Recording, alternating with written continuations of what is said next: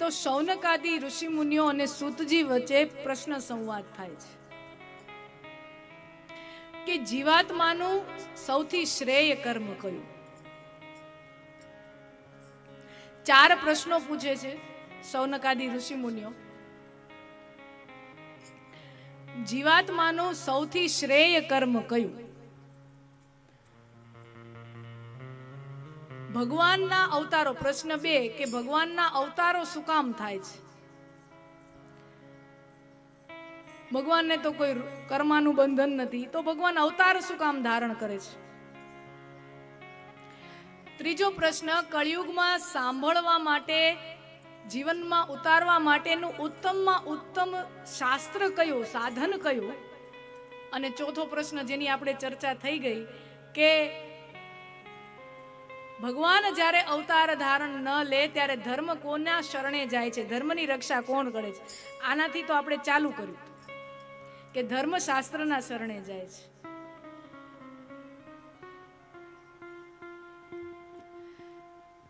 તો પહેલો પ્રશ્ન પૂછ્યો એમાં સૂતજી જવાબ આપે છે કે જીવાત્માનું સૌથી શ્રેયકરમાં શ્રેયકર, સૌથી ઉત્તમમાં ઉત્તમ અને સૌથી મહત્વમાં મહત્વનું કોઈ કર્મ હોય તો પોતાના આત્માનું કલ્યાણ કરવું, પોતાનો વિકાસ કરવો, પોતાની આત્માનો વિકાસ કરવો.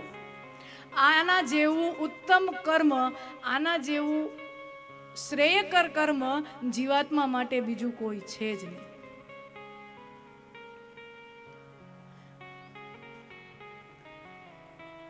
દરેક જીવની અમુક અવસ્થા હોય,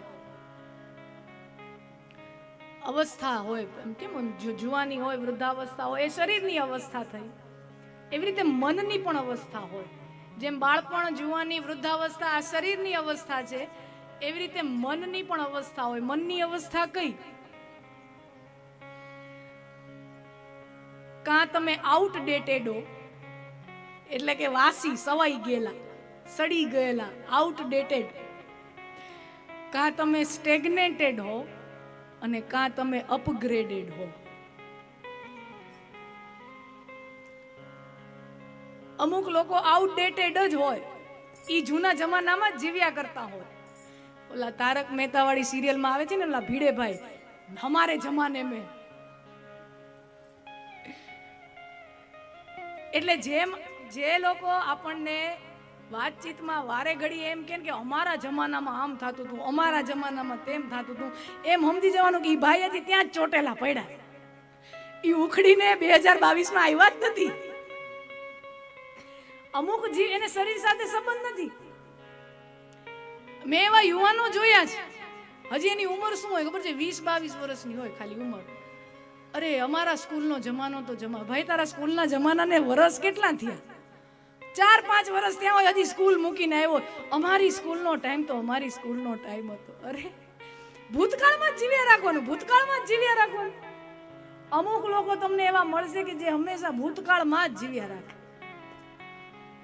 એ બધા આઉટડેટેડ જીવો, બધા સડી ગયેલા મન. અમુક લોકો હોય ને સ્ટેગ્નેટેડ હોય, થોડોક પ્રવાહ થયો, પ્રવાહ સાથે વહ્યા.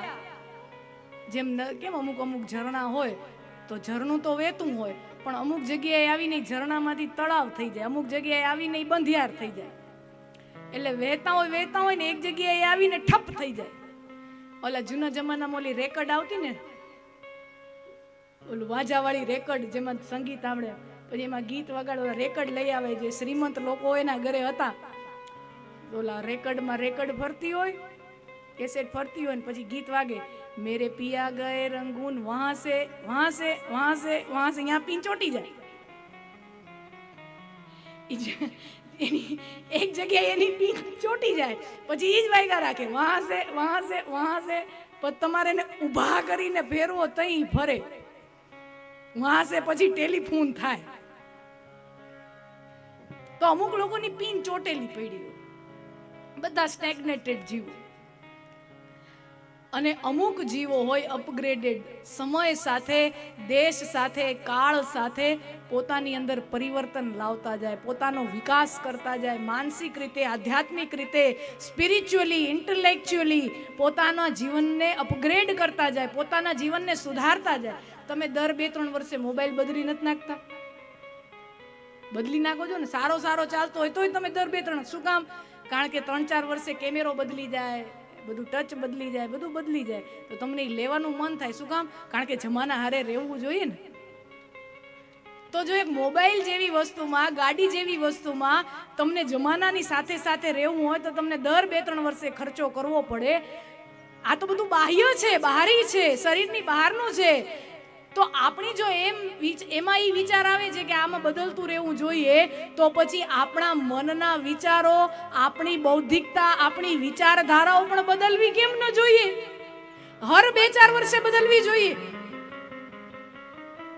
તમે 1 વર્ષ પહેલા તમે જે હતા એવા ને એવા જો અત્યારે હો, તો પછી આ 1 વર્ષનો ફાયદો શું? ઘણા એમ ન કે તમે પહેલા જેવા હતા ને એવા નથી રહ્યા, બદલી ગયા છે. હું તો કહું બદલવું જ જોઈએ. પહેલા હોય એવા ને એવા હું કામ રહેવું જોઈએ? એનો મતલબ તો આપણે વાસી તળાવ જેવા છીએ, બંધિયાર તળાવ જેવા છીએ. ભાઈ 1 વર્ષ પહેલા હું અલગ માણસ હતો, હું હવે અત્યારે અલગ છું. કાલે હું વાલિયો લૂંટારો હોઉં તો આજે હું વાલ્મીકી ઋષિ બની શકું એવામાં મારામાં શક્તિ હોવી જોઈએ.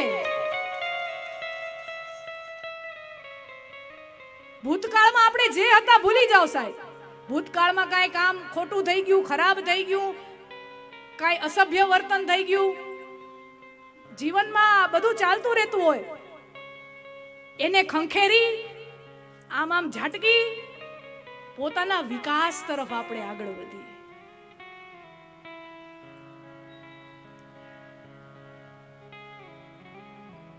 છોડો કલ કી બાतें, कल की बात पुरानी, नए दौर में लिखेंगे हम मिलकर नई कहानी, हम हिंदुस्तानी, हम हिंदुस्तानी. गाऊं छे? छोड़ो कल की बातें, कल की बात पुरानी, नए दौर. આવડતું નથી ભાઈ, રેવા દો. શું કામ ન આવડે? આવડે. छोड़ो कल की बातें, कल की बात पुरानी, नए दौर में लिखेंगे हम मिलकर नई कहानी, हम हिंदुस्तानी, हम हिंदुस्तानी, हम हिंदुस्तानी, हम हिंदुस्तानी. तो દરેક સમયે દેશકાળ અનુસાર વિચારોની અંદર પરિવર્તન આવવા જોઈએ, અને એ પરિવર્તનની પ્રેરણા આપણને આપણા શાસ્ત્રો આપે છે. શિવપુરાણ શું કરે છે? હવે હું શિવપુરાણના મહાત્મયમાં ધીમે ધીમે શિવપુરાણની અંદર પ્રવેશ કરતા જઈએ છીએ. શિવપુરાણ શું કરે છે? તો જીવને શિવ સુધી લઈ જવાની યાત્રામાં મદદ કરે છે કે દરેકની અંદર શિવ સમાહિત છે, દરેકની અંદર શિવ છુપાયેલો છે, એને ઉજાગર કેમ કરવો એ શિવ પુરાણ કરે છે. આપણી મહત્તમ જે અવસ્થા છે જીવની, જો મહત્તમ જે કોઈ અવસ્થા હોય એ અવસ્થા સુધી કેમ પહોંચવું એની તબક્કાવાર સીડી દર સીડી, સીડી દર સીડી, સીડી દર સીડી આપણને એ પ્રેક્ટિસ કરાવે છે, પ્રેક્ટિસ કરાવે છે.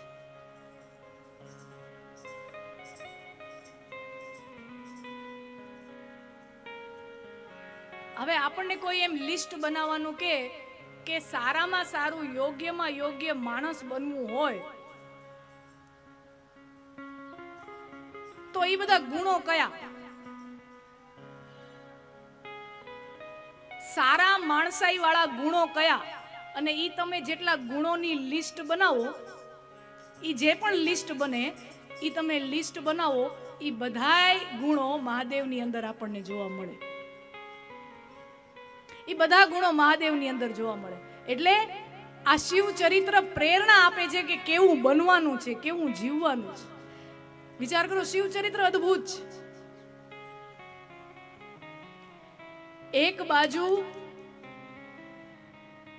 શ્રેષ્ઠતમ જ્ઞાન, શિવજી તો જ્ઞાની છે, શિવજી જ્ઞાનના દાતા છે, વિદ્યાના દાતા છે. બધું જ્ઞાન શિવજી માંથી જ પ્રગટ થયું છે. તુલસીદાસજી તો રામાયણમાં એમ સુધી કહે છે કે નાના નિગમ પુરાણ સમ, જેટલા પણ વેદો, ઉપનિષદો, પુરાણો, સાહિત્ય, કથાઓ, વાર્તાઓ, લોકગીતો, લોકભજનો તમને જેટલું પણ મળે છે એ બધું શિવ અને પાર્વતીના સંવાદમાંથી આપણને મળે છે.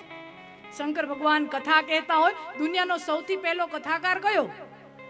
દુનિયામાં સૌથી પહેલા કથા ગાવાની શરૂઆત કોણે કરી?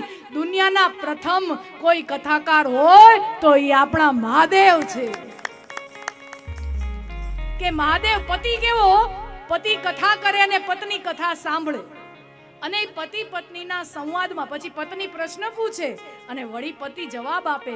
આમ પતિ પત્નીના સંવાદમાંથી આ જેટલી પણ કથાઓ છે પતિ પત્નીના સંવાદમાંથી, મહાદેવ અને ભવાનીના સંવાદમાંથી આપણને મળે છે.